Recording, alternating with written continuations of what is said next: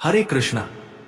निर्जला एकादशी एक ऐसा परम पवित्र अवसर है जब हम अपनी भक्ति को तीव्रता से आगे बढ़ा सकते हैं।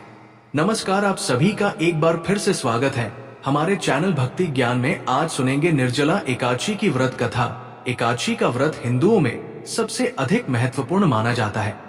वर्ष में 24 एकादशियों में ज्येष्ठ शुक्ला एकादशी सबसे बढ़कर फल देने वाली समझी जाती है, क्योंकि इस एक एकादशी का व्रत रखने से पूरे साल की सभी एकादशियों का फल आपको प्राप्त होता है। इसे पांडव या भीमसेन एकादशी के नाम से भी जाना जाता है। आइए सुनते हैं निर्जला एकादशी की व्रत कथा। एक बार पांडवों में सबसे शक्तिशाली भीम ने व्यास जी से कहा है, परम बुद्धिमान पितामह मेरी बात सुनिए। राजा युधिष्ठिर, माता कुंती, द्रौपदी, अर्जुन, नकुल और सहदेव ये सभी एकादशी को कभी भजन नहीं करते और मुझे भी हमेशा यही कहते हैं कि भीमसेन एकादशी को तुम भी कुछ नहीं खाया करो। परंतु मैं उन लोगों से यही कहता हूं कि मुझे भूख बर्दाश्त नहीं होती। मैं भगवान की शक्ति पूजा दी तो कर सकता हूं, दान भी दे सकता हूं, परंतु भजन के बिना मैं नहीं रह सकता। इस पर व्यास जी ने कहा है, भीमसेन यदि तुम नरक को बड़ा और स्वर्ग को अच्छा समझते हो तो हर महीने की दोनों एकादशियों को इन मत खाया करो। भीम ने कहा, है पितामह है, मैं तो पहले ही चुका हूं, मैं भूख सहन नहीं कर सकता।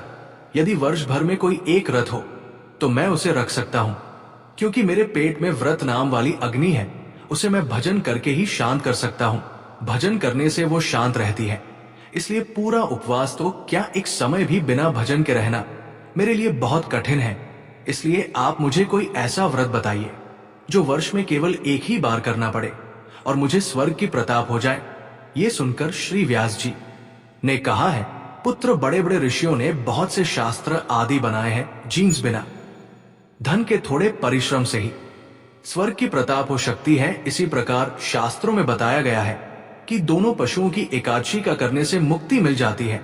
श्री व्यास जी के वचन सुनकर भीमसेन नरक में जान के नाम से भयभीत हो गए और खाने लगे।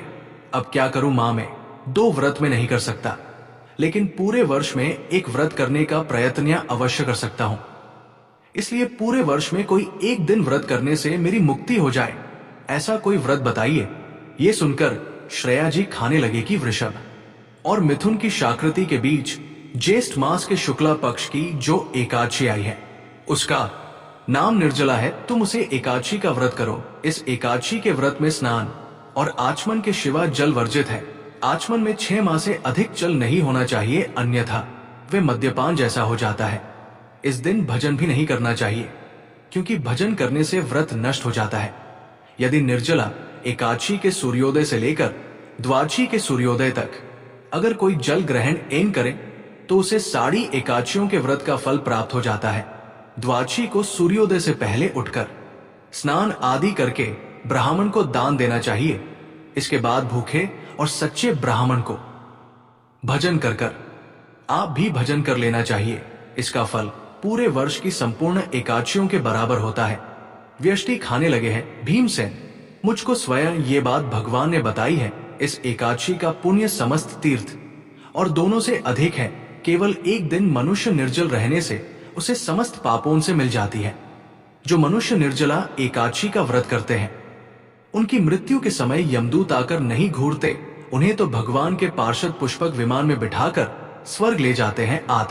संसार में सबसे श्रेष्ठ निर्जला एकादशी का व्रत है, इसलिए पूरे यातना के साथ इस व्रत को करना चाहिए। उसे दिन ओम नमो भगवते वासुदेवाय मंत्र का उच्चारण करना चाहिए और हो सके तो गोदान भी अवश्य करना चाहिए। इस प्रकार श्री व्यास जी की आज्ञा अनुसार भीमसी इस व्रत को किया। इसलिए इस एकादशी को भीमसनी यमंडप एकादशी भी कहा जाता है। निर्जला व्रत करने से पूर्व भगवान से प्रार्थना करे की है, भगवान आज मैं निर्जला व्रत करता हूं, दूसरे दिन भजन करूंगा। मैं इस व्रत को श्रद्धा पूर्वक करूंगा। आता आपकी कृपा से मेरे सभी पाप नष्ट हो। जैन इस दिन जल से भारत हुआ एक खड़ा वस्त्र से ढककर दान करना चाहिए। जो लोग इस दिन यज्ञ आदि करते हैं उनका फल तो वर्णन ही नहीं किया जा सकता। इस एकादशी के व्रत से मनुष्य विष्णु लोक को प्राप्त होता है। जो मनुष्य इस दिन इन खाता है वो चांडाल के समाज है, वे अंत में नरक में जाते हैं।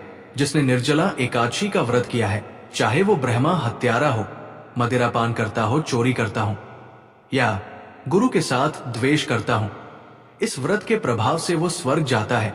श्री व्यास जी ने कहा, जो पुरुष या स्त्री इस व्रत को श्रद्धा पूर्वक है, उन्हें सबसे पहले भगवान का पूजन करना चाहिए, फिर गोदान करना चाहिए और उसके बाद ब्राह्मण को मिष्ठान भी दक्षिण देनी चाहिए। इसके बाद जल से भरे कलश का दान अवश्य यह करना चाहिए। निर्जला के दिन इन वस्त्र और जूते आदि का दान भी करना चाहिए। जो मनुष्य भक्ति पूर्वक इस कथा को पढ़ने या सुनते हैं, उन्हें निश्चय ही स्वर्ग की प्रताप होती है। तो ये थी निर्जला एकादशी की व्रत कथा। आपको ये कथा कैसी लगी कमेंट बॉक्स में जरूर बताएं और हमारे चैनल भक्ति ज्ञान को सब्सक्राइब करना ना भूले। धन्यवाद।